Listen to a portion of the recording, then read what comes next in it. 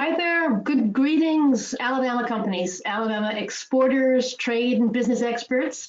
Thank you so much to the Alabama Department of Commerce. Thank you all for joining us and giving us this opportunity to talk to you all about effective online business development tools that we hope help businesses in these times, in this new online normal that we all have. So we appreciate that you've all taken the time to log on today and join us as we look at some of the ways that websites in particular and other online business tools can help us navigate the times, and also especially with a focus on China today. So it's really fantastic that you're all here. A couple of brief little housekeeping tips just before you all finish logging on. I can see Morgan logging on right now. For today's session, everyone's going to be muted while we have the presentation, but we've left time at the end for Q&A, and we're really, really keen that you do have some questions. Pop them into the chat box at any time, and we'll get back to them at the end of the presentation. There will also be a few little polls and questions during the presentation that we'd like to run, so we would really appreciate your feedback on that. And there's even a little handout to give you an infographic on China's online environment that we've prepared for you, which we'll highlight later. So I guess really I should start also by introducing ourselves. Sorry about that. So let me introduce ourselves. So my name is Susanna Hardy, and I'm Chief Content Officer at IBT Online. And I'm delighted to be here today to talk about China Online. And I'm joined by my colleague, Samantha, who looks after Alabama companies for IBT Online. And Samantha is the Senior Business Development Manager and has a lot of experience in online tools, online, whether it's websites, marketing, e-commerce, choices and strategies, and helping U.S. exporters and Alabama exporters in particular. Jeremy Wolf, we're actually hoping he can join us. He's having some issues with the internet. But we're hoping he can join us. He is the International Trade Specialist with the Alabama Department of Commerce. And I'm trusting that he can join us soon. And then we've got, we're really pleased as well to have William Torp from the commercial officer from U.S. Commercial Services, who's actually joined us from Beijing. So that's quite something. A very, very brief, yes? I'm really sorry to interrupt, but I actually can't see your screen yet. Maybe I'm having problems with my internet. I apologize. There we go. Thank you. Yippee. This is quite something. There we go. We're here at last. I apologize for that. Right. A very brief word then on IBT Online and who we are as a company. IBT Online, IBT stands for International Business and Technologies. And we focus and are dedicated to providing online tools, that's websites, online marketing for companies who are looking to go and work internationally. That's so IBT Online, and we are very, very proud to be working with the state of Alabama in providing online global services, which Samantha will talk to you about in due course. So today's webinar, we've decided to divide into sort of 5 big sections. First, we're going to have a little bit of a brief introduction to the Alabama Department of Commerce, and hopefully Jeremy and William and Samantha can provide some information on that. Then Samantha is going to talk about sort of China Online and the big landscape pictures. I'm going to drill down into what are called BAT and some of the big players in the China market. We're going to talk about China strategies for Alabama companies, and then in conclusions and some time for your Q&A at the end. So with that, I think I'm going to pass over to Samantha to talk about the Alabama Department of Commerce. Yes, thank you, Susanna. So I'm sorry that Jeremy wasn't able to log on, but I've worked with Alabama Department of Commerce, and William has too, so we'll be able to kind of work together to get the information across. So Jeremy Wolf, who is an international trade specialist in the International Trade Division of the Alabama Department of Commerce, He is your go-to guy if you have any questions about any of the grants, any programs that Alabama has. Make sure to note down his telephone and his email, because he is extremely helpful and will be able to point you in the right direction in terms of your international objectives. So the Alabama Department of Commerce, they have multiple programs available, and obviously now with people not being able to travel, these programs are shifting a little bit. So they do customized research. They help you find agents and distributors abroad. They can help in your export financing. So if you need a guarantee or anything like that, they'll be able to help you in that realm as well. So they are an excellent one-stop shop for anything that you need help with in terms of export. There are also grants available towards these services. So before COVID-19 and when we were all able to travel, they had a lot of grant support for trade shows and trade missions. So trying to help companies physically go abroad. But now that we are, we're using the internet, we're communicating with each other and doing business with each other via web. There is a STEP grant available to qualified companies for the program that we're going to talk about today, not only in China, but also other markets abroad. So with that, I will pass over to William, who will be able to, I'm sure, be able to talk more about Alabama and his role in the U.S. commercial services. Thank you, Samantha, and thank you, Susanna, and thank you to IBT Online for putting this together and organizing everything. When Jeremy came to me and asked me if I would be interested in speaking to Alabama companies, I jumped at the opportunity. I was in Birmingham for a little under 5 years in our U.S. Commercial Service office there, and worked very closely with Hilda Lockhart and her whole team at the Alabama Department of Commerce, and worked with Ann Burkett and Amanda Berkey with the North Alabama International Trade Association, NADA, and then also with Michael Brooks and Carolyn Turner at the SBDC. We have kind of a saying, if you connect with any one of us, you're actually connecting with all of us. So, I encourage you to reach out to Jeremy. I encourage you to reach out to any of these folks, and we're here to help you navigate international markets.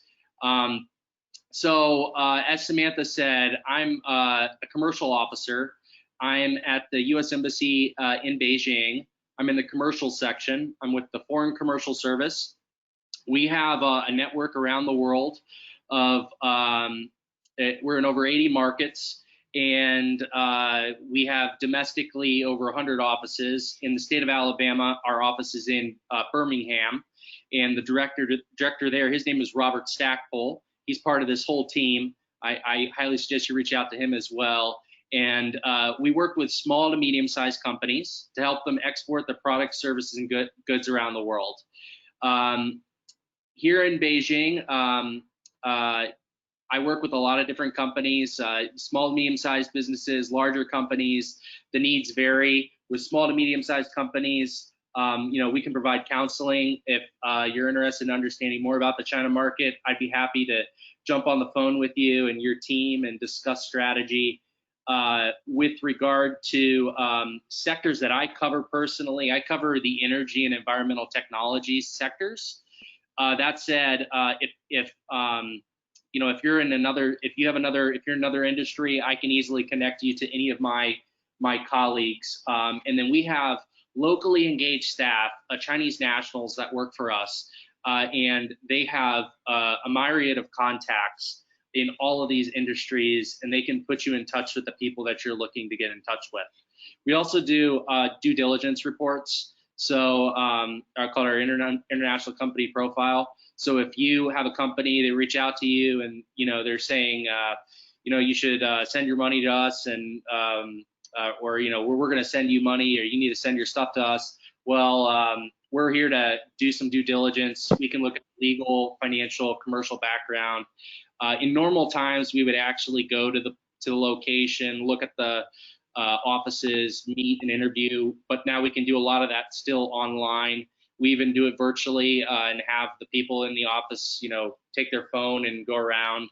And so these are just different services and support that we provide to U.S. companies. In terms of our presence in China, we have 5 posts. Beijing, we're in the U.S. Embassy. We're in Shanghai, Guangzhou,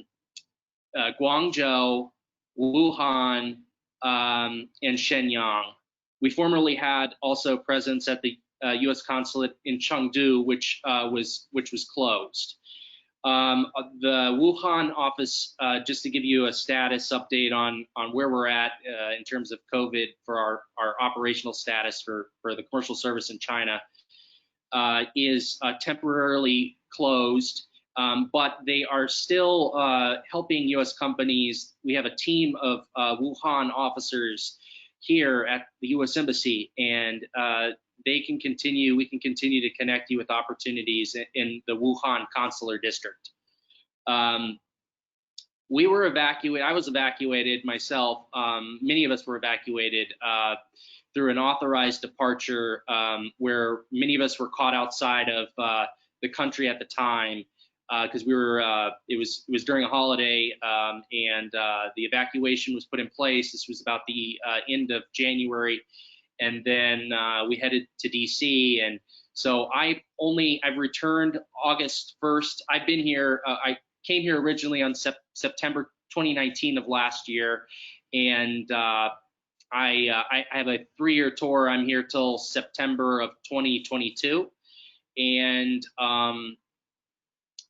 in terms of, I just got back here August 1st. I was in a 14-day mandatory quarantine time in my apartment, couldn't leave my apartment for 14 days. But since then, I've been back in the office, and our services as of last week are now turned back online. We're now offering a virtual service that's similar to our Gold Key service, which is our matchmaking service. It's called an international partner search. We can do it virtually for you. Sometimes companies also have representatives here in China that have the capability to travel in the country of China. So we can work with you and your team and come up with a plan and a strategy and reach out to whoever it is that you're looking to connect with. So I'm going to talk a little bit about the market, then I'm going to talk about some challenges, and then I'm going to talk a little bit about the phase 1 trade agreement. So I'll just start by saying this market is not for every company. I think that if you're a first-time exporter, I would really suggest you connect with the SBDC, you connect with the U.S. Commercial Service Office there in Birmingham, you connect with Jeremy and the Alabama Department of Commerce, and sit down and have a discussion about strategy. I think that there are markets that are lower hanging fruit in free trade agreement markets that the U.S. has free trade agreements with, and a more favorable business environment than China. That said, I do believe there are many U.S. companies that could be taking advantage of this market. It's a more complex market, it's a competitive market, but there are many customers here. There's a lot of capital here. There's a lot of potential growth here. A lot of consumers here, digital users here through e-commerce.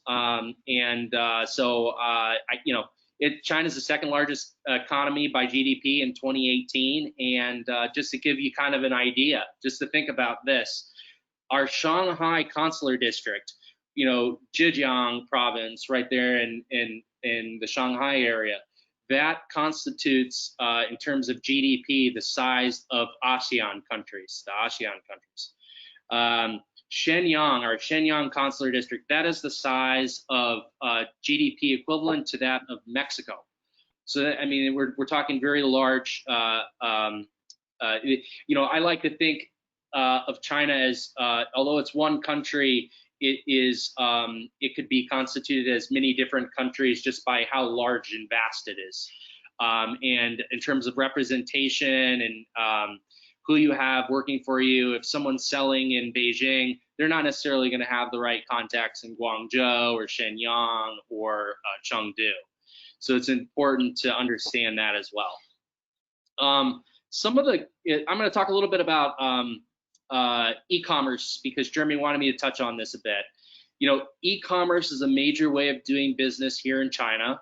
This is the largest e-commerce market in the world. It's home to 710 million digital buyers, that is. There are some major platforms. There's two that are very noteworthy. Alibaba's Taobao, Tmall, they have 55% of the market. And then there's JD.com, which has about 16.7% of the market. Social media marketing is really important here. People, when they're looking at their phones, they look at something for literally 2-3 seconds. I see them on the subway, and they'll just be swiping through stuff pretty quickly. But there are advertisements in there. It's amazing. I think the social media, how much impact social media can really have here in China. Live streaming is a form of social media that's gaining a lot of traction, and a great way to market your products and services here, depending on what your product or service is, of course. There's this thing called Singles Day. It happens on October 11, or November 11, sorry. This is the day that a vast majority of e-commerce occurs, and there are big discounts, and everyone goes online. It's similar to, I think, the day after Thanksgiving for us in the United States. And so everyone's, the equivalent of Amazon. Everyone's on all these websites purchasing tons of things on Singles Day. So I want to talk about some of the challenges, though, of the market here. One of the big challenges is intellectual property. I think people don't quite realize the system here that they have in terms of IP is vastly different from our system. If you go to their equivalent of the Patent and Trademark Office here first, and you just run there and you take some idea there, whoever gets there first is the one that owns that idea. So we really caution companies that are coming here or that are sending samples here to first have their IP locked down. Talk with an IP attorney, counsel with an IP attorney. I'm not an IP attorney. We do have an IP attaché, and he can give you great guidance. We set up calls all the time with him, and he was a former IP attorney, he knows everything about IP for this market, and it's a major concern for us, and we always want to make sure that your IP situation is locked down and you have everything put together right. And a big part of IP here, unfortunately, is that if it does get ripped off, even if you do protect your IP, you're going to have to look at enforcement, and enforcement costs money. So you're going to have to set aside some money as a capital, kind of, set some capital aside. Think about the potential that something, unfortunately, bad might happen to your IP, and then you have to then work to enforce it. And so that's just a reality of this market. Challenging bureaucracy. A lot of this country's economy is very state-oriented. A lot of what are called state-owned enterprises, SOEs. They take their directions from the government. Having connections to the government and meeting the departments that oversee these various sectors of the economy, depending on what sector we're talking about, can sometimes be advantageous. Having those connections and understanding who you need to talk to at these various departments. There are a wide variety of business partner disputes, sometimes investment related. We, the U.S. government, we do not get directly involved in business disputes, but we do communicate the facts. And we work with US companies to ascertain those facts and then communicate them to the Chinese government. You know, this is a relationship-based society. It's really, really, really important to pick the right partner and not just jump into this market.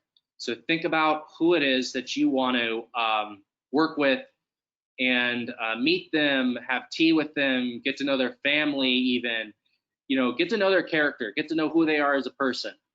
And I think, you know, that will really serve you well and hopefully help to avoid any business disputes that might occur. It's not a guarantee, but, you know, that it's a relationship-based society. That's just important to know and to really take advantage of. And be cognizant of. And then it's an increasingly competitive market. There are many competent competitors from many parts of the world here. So, you know, you have to have a strategy coming into this market. You need to think about all these various things and how your product's going to fit into this market. So I want to end by talking a little bit about the Phase 1 trade agreement. So this is a major agreement that was signed in, I believe it was, if I remember correctly, in January. It came into effect in February. This agreement includes many different parts, including IP, tech transfer, agriculture, financial services, exchange rate policies, and the most, I think, important and relevant part for an SME company would be the part that focuses on expanding trade. And so the expanding trade part of this agreement between the United States and China has purchase commitments. China is required to purchase $200 billion worth of products and services in certain sectors over the 200 billion over the numbers, above the numbers from 2017. Those sectors include agriculture, services, manufactured goods, and energy. And we can help you. You know, there are HS codes. I can send out a link to where those HS codes are located. I would suggest looking at the USTR website. I can send out to Susanna and Samantha the link to that, and then you can investigate that and look into it. There are, you know, the agreement. It's 2020 and 2021, so the products need to be purchased and delivered in those 2 years to count towards these purchase commitments. There are tariff exemptions that were put in place for certain HS codes to facilitate these purchase commitments that we expect the Chinese to move forward with, and we're holding the Chinese accountable to move forward with, so, you know, those HS codes are important. You should look at that and see if your product is covered. You can also reach out to me or Jeremy, and he'll put you in contact with me, and we can discuss and do some investigating for you if need be. So with that, thank you for you know, listening to me, and if you have any questions, I'd be happy to answer them. Thanks. Thank you so much, William. That's a superb and a very, very helpful resource for Alabama companies, you know, to get in touch with and to have someone on their market.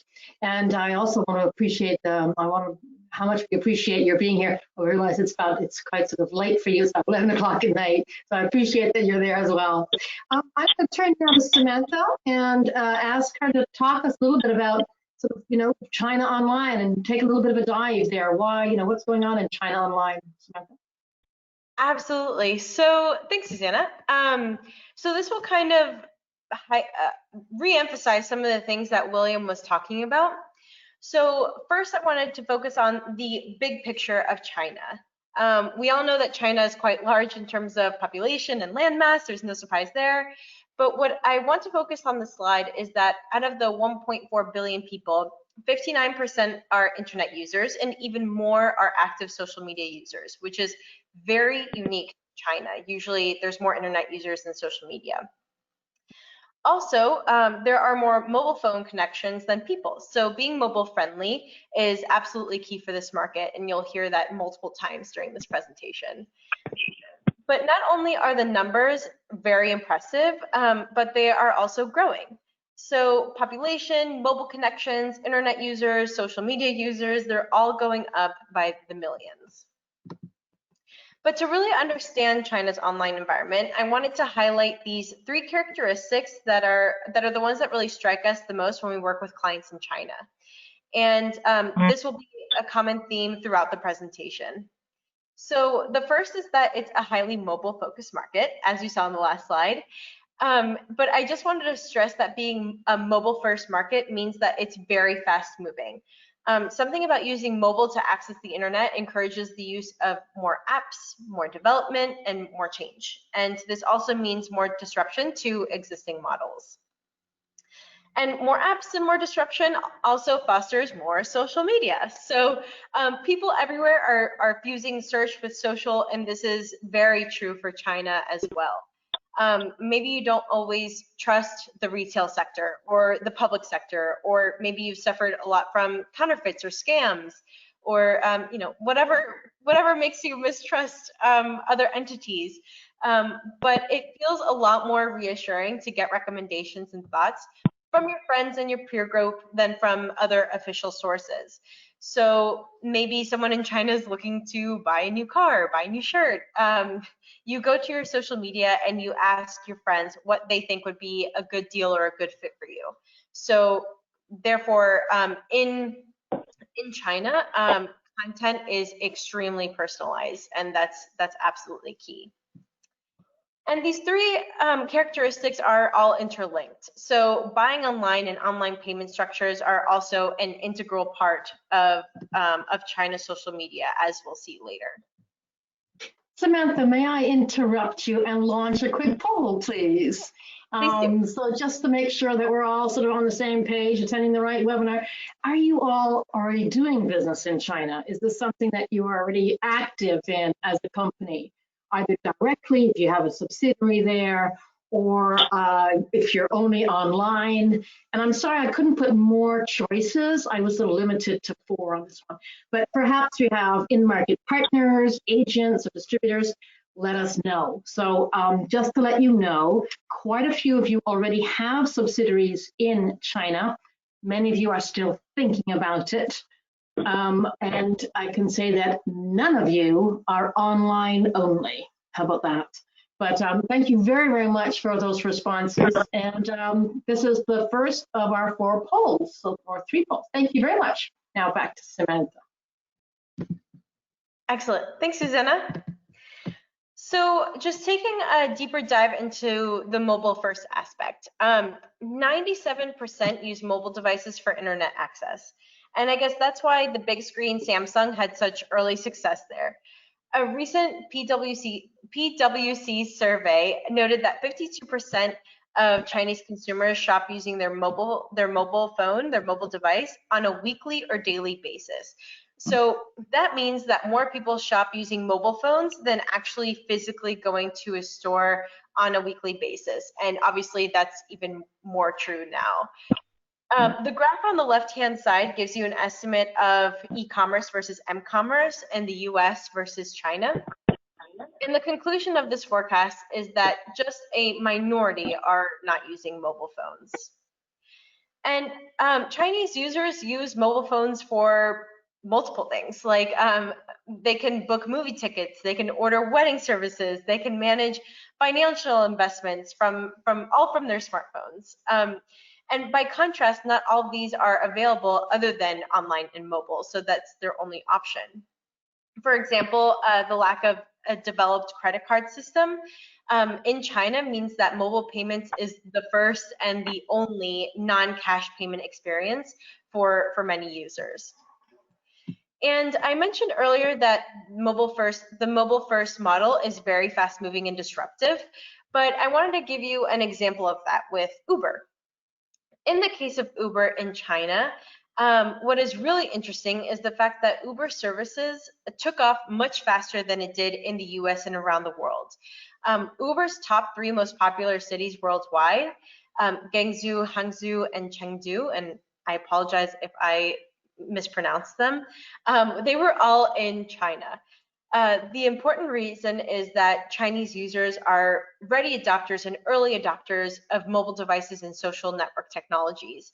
So still in the case after homegrown ride-sharing giant Didi Chuxing bought Uber China last year. So obviously a great investment. And the implication is profound.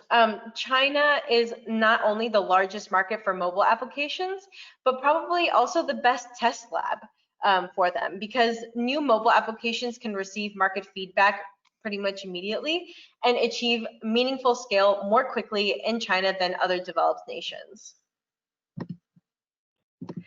I also wanted to touch upon social media. Oh, there's another graph, sorry. This is just to show that the change in the average speed of connections, not only are more people on mobile, but the speed of mobile devices and the speed of internet has grown exponentially 131% in the past year. So, and that's compared to their desktop speeds of only 17% increase in speed. So obviously a priority on mobile.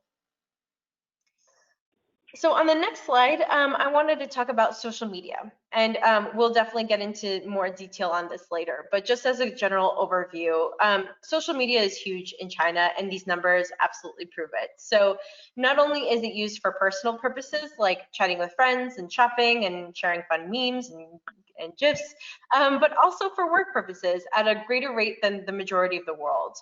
And just to give you some context, just to give you some numbers to compare to, in the US, where 87% of the population is online, so more than in China in terms of population, and 70% are active on social media, only 27% use it for work purposes, compared to the 45% in China.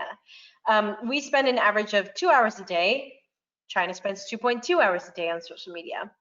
And 95% viewed or used social media or messaging in the past month in the US compared to 98% in China. So as well connected and as social media savvy and social media connected and dependent we are in the US, China is even more. And on the next slide, I just wanted to show you guys that not only is China very social media heavy, but it also has an extremely unique social media kind of landscape. So instead of seeing the typical culprits that we see all over the world, so things like YouTube, Facebook, LinkedIn, Instagram, Snapchat, those apps and social media networks that we're so familiar with and we interact with every day, China has a complete other set of popular social media networks. So as you can see here, WeChat, 78% of internet users use WeChat, and those are active users. The only one that managed to make it onto this top 10 list is LinkedIn, and LinkedIn is only adopted by 20% of internet users. So when going into China, you have to really be aware that the typical apps that we're very comfortable with and we interact with on a daily basis are not what they interact with in China.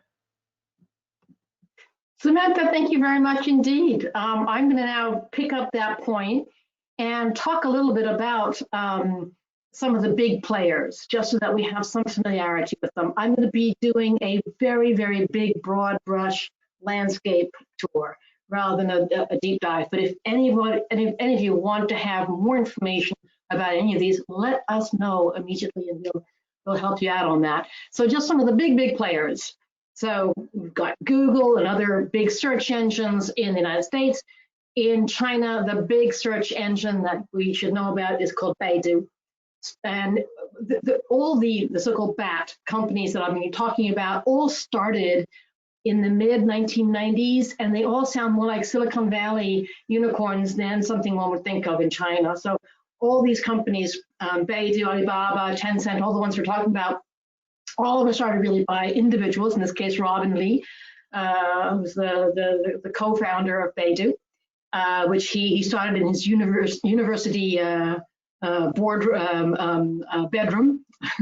He's now, I don't know how much he's worth, 30 billion or something like that. So, it has about a 75% market share in China. The algorithm is significantly different from Google, and we'll talk about that a little bit later about how you engage. But I think the most important thing to know about Baidu and its algorithm is that the notion of organic search and organic doesn't really come about with Baidu. It's much more about, well, you pay, otherwise you're not registered. For example, and we'll show you a bit later how this can be in terms of getting prominence for your websites. But the notion of keywords and organic eventually leading you to the top of the page, no.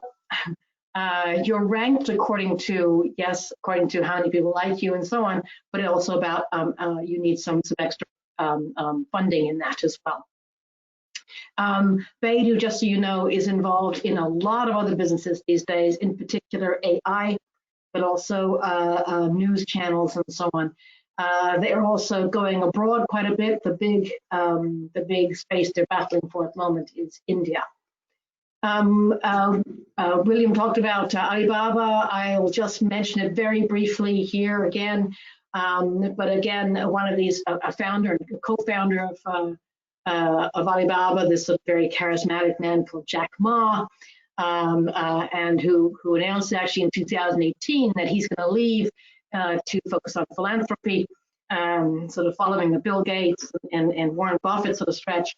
I think he's now valued at about 40 billion as well. Alibaba originally started as a B2B portal to connect Chinese manufacturers with overseas players. It now plays a very dynamic role both in that and also bringing non-Chinese companies to China. And we'll talk about that, how that can work as well for Alabama exporters. William mentioned Singles Day, that's one-on-one, so 11/11. And just to say, it's sort of, we don't know what November to 2020 will look like, but 2019 had $38 billion worth of transactions within those 24 hours. It starts at midnight to midnight, which was pretty stunning. Just to give you an idea, that is about 2.5 times the size of Black Friday, Cyber Monday combined.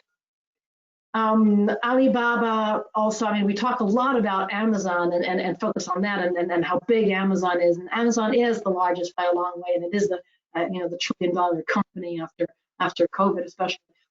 Alibaba, let's see, Amazon ships 3 million packages a day on average. Alibaba ships 12 million packages a day on average. So it's bigger in some ways. If you look at some of what they're looking now at some of their offerings for international companies, they do have quite a lot of their websites now in English. And this is just a screenshot of some of the ones that they're looking at in English and trying to get worldwide audiences. If you're interested, they're even promoting on this one, how do I buy and where do I go from that? And they have a separate website just to show you sort of where to go and how to buy on and how to sell, on Alibaba, which has a wealth of information. I've given you a screenshot of that at the moment, but if you want to drill down, I would recommend going into that Alibaba Academy. It'll show you also exact prices, and the prices look really cheap. They're touting something like $4,000 to have their services for 1 year, or $2,000 for the basic, and $4,000 for them. And with that, they say you will get marketing, you'll get referencing, and so on. So there's a very attractive offer from Alibaba. We would highlight a couple of disadvantages. So there's, the advantage is that Alibaba will say to you, here is a platform which allows you to reach a worldwide audience, in particular Chinese audiences, and we will take a lot of the headache away from it. And it's very cheap. We would say, however, there are some disadvantages on that, and we'll argue our case on this, but in fact, there's a lot of hidden costs. Whether it's the need for QR codes on all of things, to the need for a Chinese registered company. Chinese companies will not buy from other B2B if they don't have some assurances of 24 hours, 24/7 after sales services. That sort of thing. Also, the commission rates charged by Alibaba can be quite high. So beware when you're looking at these big marketplace platforms, if there's not in fact a lot of hidden costs and some other challenges. It's actually a lot harder. We've seen mixed success with it. The biggest drawback, I think, that we would really highlight for companies looking to go online in China, if you use this route, in other words, the big marketplace or even the dedicated marketplace like a 1688 B2B marketplace, you're really building the brand of Alibaba or 1688. You're not building your brand unless you have a localized website to back it up. And that's, I guess, our message as well. So we would say if you are going to go on those big platforms, get a big website, get a localized website to back up the platform. Just very quickly then on Tencent. Tencent is really a huge conglomerate. It does everything from the social media WeChat, it's WeChat QQ, but it's absolutely enormous what it does. It's one of the largest gaming companies in the world. Again, co-founded by this very charismatic Pony Ma. The largest gaming company in the world. They have also minority stakes in a huge wealth of companies. Tesla, for example. Shopify also. They're one of the largest shareholders in Shopify. Just to give you an idea of their size, they're growing large. They're still growing a lot by 25% year on year. And if you're talking about a company that has $15 billion of revenue, growing at 25% per annum, that really is a very strong company. The jewel in their crown, I guess, is WeChat. And here you have a graph just to show you about the number of monthly active WeChat users. Second quarter 2020 rose to 1.2 billion users around the world. Now, the vast majority of that, about 800 million, are in China. Then there's the Chinese diaspora who also use WeChat, but WeChat is increasingly used throughout Southeast Asia and India as well. I'm doing this as quickly as I can because I do want to leave some time for questions as well. But again, you can get a recording of this and we can always drill down more if you like. WeChat is often talked about as a proxy for online in China. It's an absolute monster of a thing, and it's a single use. It's not Facebook. It is way more than Facebook. It's Facebook plus WhatsApp plus a payment gateway plus a friends gateway, everything in one, so that someone in China really relies on that WeChat for paying for a taxi to checking their electricity bill to searching and looking at friends, and it's used like a search engine as well. And in a sense, it's the holy grail of advertisers is to be well referenced on WeChat. I just want to give you a screenshot of what your WeChat wallet might look like on your mobile phone. It's very slimmed down, very ergonomic, very, very nice to use and easy to do. And as Samantha pointed out, most people don't even bother with a credit card. They've got the WeChat wallet, and everyone's paying by QR codes as well. We said that advertising and this ability to get onto WeChat is what people are really looking for. That is how to connect both with consumers and businesses. The big difference, though, and the big challenge is that WeChat is sort of a closed environment. In other words, it's not like Facebook where you can say, Facebook, I'm going to pay you some money and you are going to find and pay my, put my advertisement in front of all Alabama companies who are looking at China. You know who those are, and I'm going to pay you the money and you're going to advertise for me. WeChat doesn't do that. You need to have someone like you and recognize you and then invite them into a group. So some Alabama company must already know about you to invite you in and then reference you to its group of friends. So it's difficult, it's a different approach for that. So I've given on this slide some of the different types of approaches you have from banner ads and sponsored moments that you could have for that. And the Tesla one, for example, there, the official account is a much stronger ad for a Chinese consumer than the sponsored moment from BMW. Neither of them would even appear on your WeChat unless you were invited to do so by someone who already knows you. The Tesla model, for example, there, you can actually buy a car directly from your WeChat, account on that one, whereas the BMW would just take you to a website. The reason that, because WeChat is a private circle and a closed circle, means that things like banner ads and KOLs, key opinion leaders, are very important in China. And let us know if you want to know more about that. So a lot of people, a lot of companies, when they're looking at China, say, okay, how am I going to get to WeChat? One way I can get there is to develop some kind of brand awareness using Weibo. And Weibo is often compared to sort of a Twitter, but that's only, I think, because it's quite short and character constrained, but it's much more like Facebook ads. There are different types of strategies you can use, but for Weibo, you can actually go to Weibo and say, I'm going to pay for an ad, and Weibo will define that ad. So that builds up the brand awareness. Someone eventually will click on that, invite you to a WeChat, and you're becoming involved in the WeChat environment as well.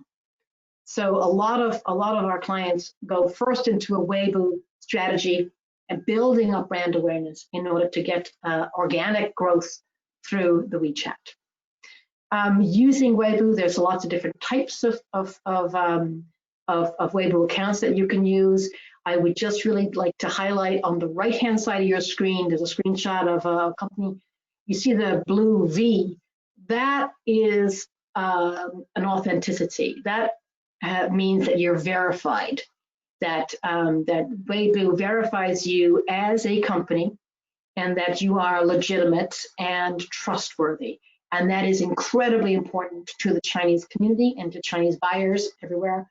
I think that China suffers from its own reputation of counterfeit, and there's a lot of distrust within the Chinese market. And we'll come to that, and Samantha has some examples of websites about that. We mentioned Baidu, the search engine, that it is possible to do some advertisement on Baidu. And it's going to be a screenshot of what that might look like on this one. And again, notice the colors, the screenshots here. It's interesting that you can actually advertise, and it doesn't look like the AD or the advertising slot that you get at Google. It would look much more homogeneous so that you wouldn't notice necessarily that it is a real advertisement. A lot of companies use videos. YouTube is banned in China. So, you have to choose the platform, which is a China platform, China-specific platform. This is not as daunting as it first sounds. And we are very used to taking a YouTube, and the example here on the slide that I've given you here is from a company that we work with, taking a YouTube video, uploading it onto a Youku, and even putting Chinese subtitles or even voiceovers. There are different types of platforms depending on the type of video. Most of you, I think, certainly B2B companies will be looking more at Youku than at things like Douyin or Bilibili. A few last little tips for great user experience. On Chinese websites, a couple of big do's and don'ts. Styling, fonts become important. if you have characters, if you bold them, you can't read them. Especially if you're on a mobile phone. That's why Chinese websites use a lot of color rather than bold. And the color also, and a lot of QR codes as well. And by the way, different colors have different meanings. Red is very lucky, it's color of fortune. Yellow also, but yeah, red is particularly good. Circles are also very auspicious. Chinese websites are also very often very sort of image heavy, and that looks sort of jarring to someone possibly from Alabama, but someone in China would find that reassuring and fine. Many of the B2B websites that we design for China are a little bit less colorful than that, but we do recommend a lot more image, a lot more video. Cantonese and which type of Chinese to use is often a big question. Cantonese versus Mandarin depends if you're looking at mainland China or Hong Kong. Cantonese is really just for Hong Kong and Guangdong province. Mandarin is for the rest. And websites typically use simplified versus traditional Chinese. The last thing I'd mention just is Baidu accreditation. Baidu, as a search engine, wants you to adhere to certain regulations. And so you can't just put up any old website in China. You actually have to ask them, you get accredited, and then they say yes. One thing they really don't like, which causes a problem for US exporters, is if you have a lot of backlinks into your US website. So there are ways around that, and we're happy to explore those ways if you want more information on that. But avoid having too many backlinks that link the website out of China as well. I guess finally, just to say, there are aspects to a Chinese website which we don't always understand, which are also cultural. I mentioned colors and circles as being particularly auspicious and having good luck. I'm going to get back to Samantha now to talk about some of the strategies for selling online in China. That was a bit of a whistle tour. Sorry about that. Samantha? No, that was great. Thank you, Susanna.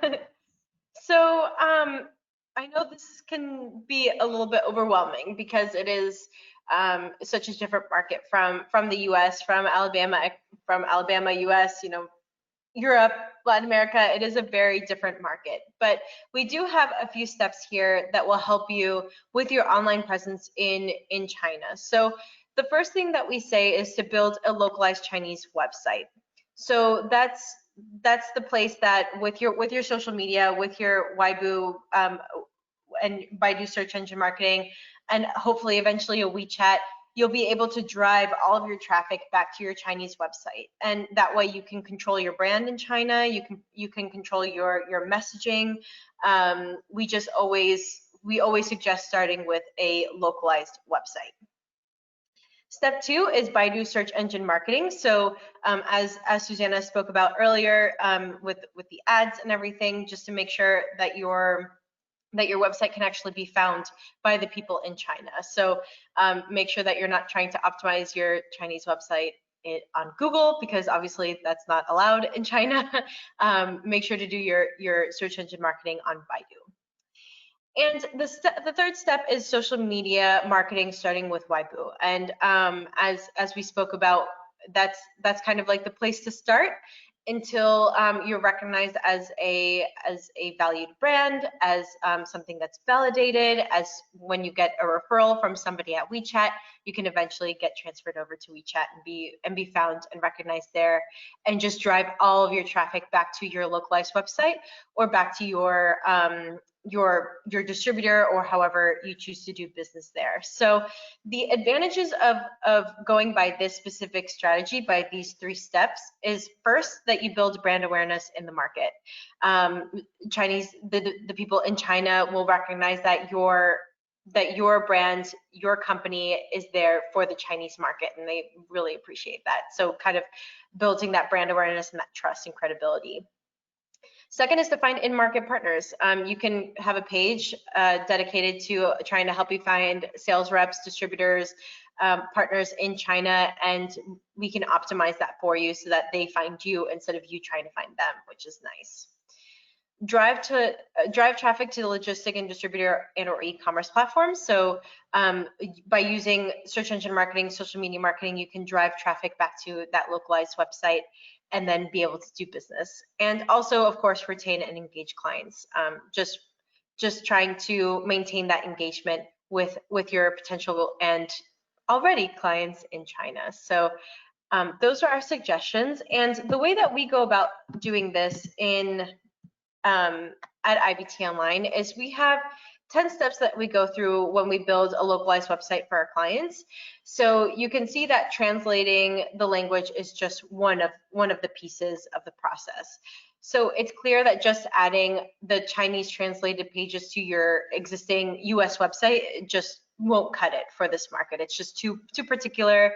The search engines are just too different. So you have to have a separate localized website. And for China especially, you have to build a dedicated website that serves the local market so that it's totally embedded in the China online world. So real quick, because I'm looking at the time. So we have 2 examples. The first one is the Avionics support group, and they now have 7 localized websites to help them grow their business internationally. But Hugo came to us because he needed websites for Mexico and China to start with. They had the problem that they had great China salespeople, but they sell very technical products, and they needed to help their China in-market reps actually get that information across. So the China website turned out to be the perfect sales tool for the China reps. And they were finally able to show their prospects the exact information about the products and answer questions. It also emphasized to China that ASG really cared about the market enough to actually build a dedicated website. So as you can see here, the return on investment was terrific for ASG. They were able to win a huge deal because of the China website, and they've since doubled their international business from 2.5 to 5 million. And we also have a case study on our website of Hugo talking about this. And the next example is a European company called Farkla, and they had the objective of supporting their staff in China. Their 3 goals for their China presence was to generate leads for their local China distributors, so to support their staff. Also to develop brand development and recognition. So in China, where a lot of customers are more skeptical and aware of counterfeits and scams, Farkla wanted to portray to their Chinese prospects who they were as a company and that they were legitimate with products for the China market.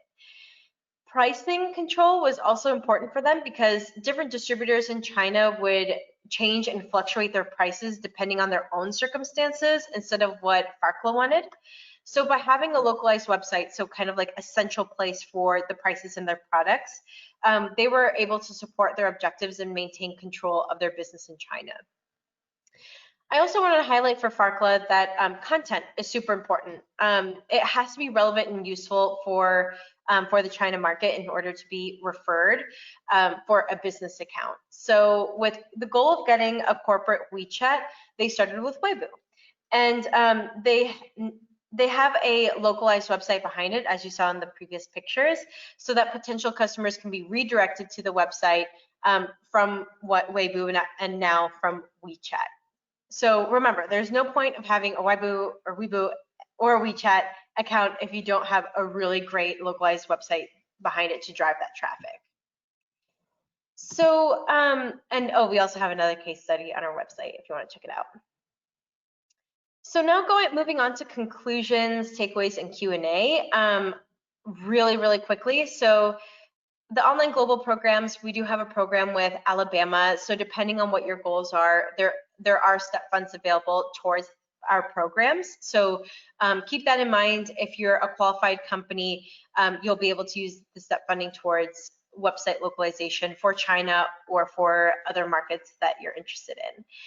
So just taking a quick look at A and B, options A and B are about website localization, A being a kind of like a starter template program. starting with 2 websites with a limited scope. And then option B is just anything above and beyond that. So if you're interested in having a localized website for China in another market, then option A would be the place to start. And there are STEP grants available for these Alabama Online Global programs. Susanna, do you have time for a poll? Yes, please. We just have time for a poll.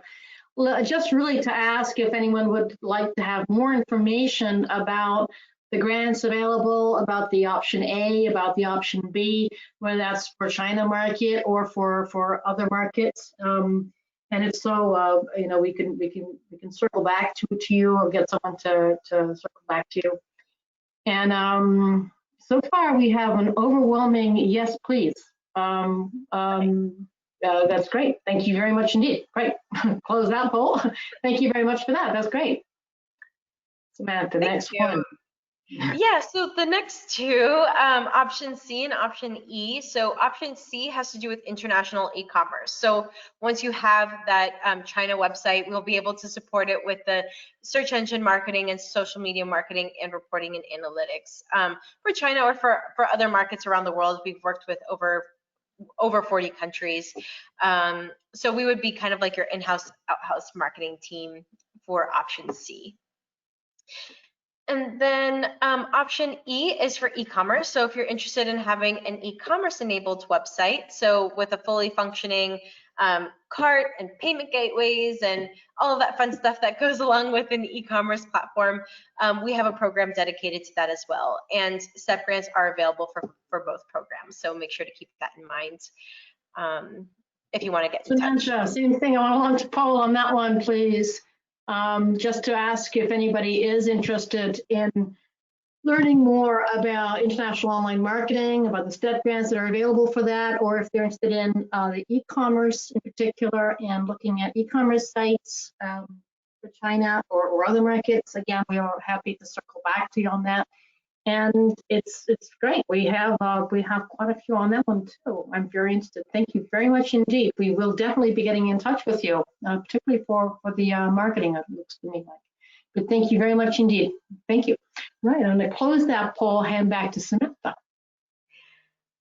Thank you so much. So just in conclusion, we just wanted to say that the online world is localized. Whether you're going into China or into any other market around the world, each market is very particular in the way that they interact with the web, with social media. So you need to localize your online presence, both your website and your marketing, to the countries that you're going into. So make sure that you do this so that you can reach your potential clients, your prospects, your future employees, suppliers. Everybody is online.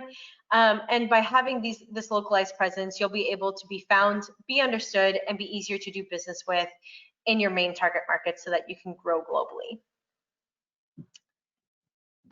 And then just kind of a little bragging point, we have lots of companies that trust us to deliver. So if you want to get in touch with us, please feel free. Here's our emails.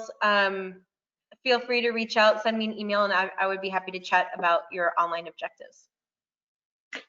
Samantha, thank you so much, and thank you also to William. And we do have a couple of, we've overrun our time, but people seem to be staying, and we have a couple of questions that have come in. I'm going to sort of fire them, just answer 1 or 2. If we don't answer all of them, we will circle back to you by email and answer them directly. The first one I have, I guess maybe it's for Samantha, is just, we have a distributor in China. Does he own and manage the website? That's the question, Samantha.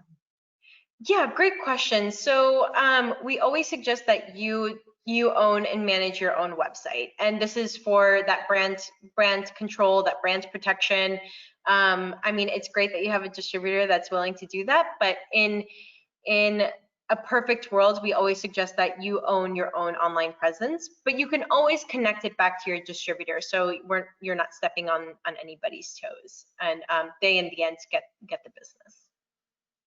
And just a question, I don't know, perhaps William, you could answer this. Is there a danger in hosting a website in China? And I guess the danger would be security or something like that, William? Well, I'm sort of throwing you a curveball there. if your information is on a server based in China, where I'm currently located, yeah, I mean, there's a potential that, there's instances of hacking and whatnot here. So you have to be careful about your data just as much as any type of intellectual property. Yeah.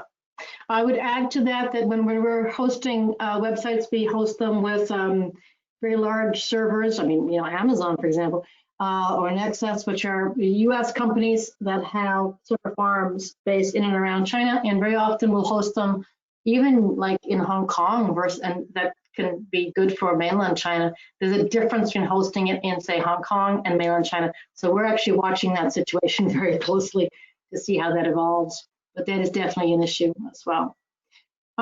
Samantha, just another question as well for you, just about the STEP grants and the online global programs. How do they get onto the online global programs? What is it? Where do you start, I guess?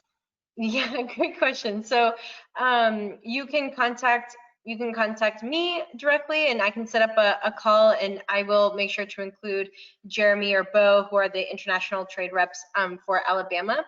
Or you can get in touch with Jeremy or Bo, and Bo, we don't have his contact information here, but it's all on our Alabama page. You can get in touch with them, and we'll be able to set up a meeting to talk about your company, what your goals are, what you're already doing online, and see if it's a good fit. There's some more technical questions about what kind of CRM platforms to have in China and things like that.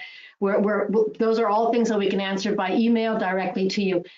We've gone over time, so we're just going to call it a close now. We wanted to thank William in particular for being here with us late into the night in Beijing. Thank you so much for participating into this website development program for Alabama exporters. Thank you also to my colleague Samantha. Thank you also, Samantha. And I'm so sorry that Jeremy wasn't able to join us. He had some internet issues, and maybe some tropical storms or hurricanes are affecting his internet. I don't know. But for all Alabama exporters, we look forward to seeing you online and in person. Who knows, hopefully one day soon. And happy exporting. Stay safe, stay well. Keep up the business. Keep going. We're here to help in any way we can as well. Take care and look after yourselves. Thank you all very, very much. Bye-bye. Bye.